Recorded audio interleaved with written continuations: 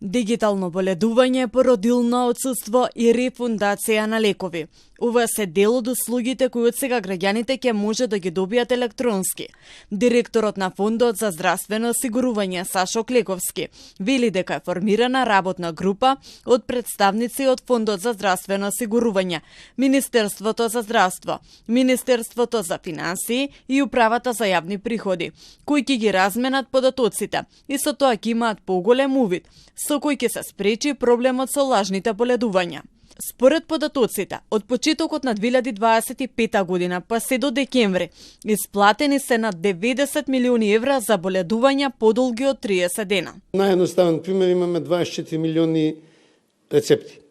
Шанса нема хартиено да ги исконтролираме. Значи, дигитализацијата ќе овозможи многу позадински функции и ефикасност во сите полиња, и за граѓаните, меѓутоа и за институциите. Фондот посочува и дека директорите кои незаконски си ги зголемиле платите, парите не ги вратиле назад во здравствената каса до крајот на годината. Тие велат им даваат уште една шанса да го регулираат ова, во спротивно ќе се соочат со казни.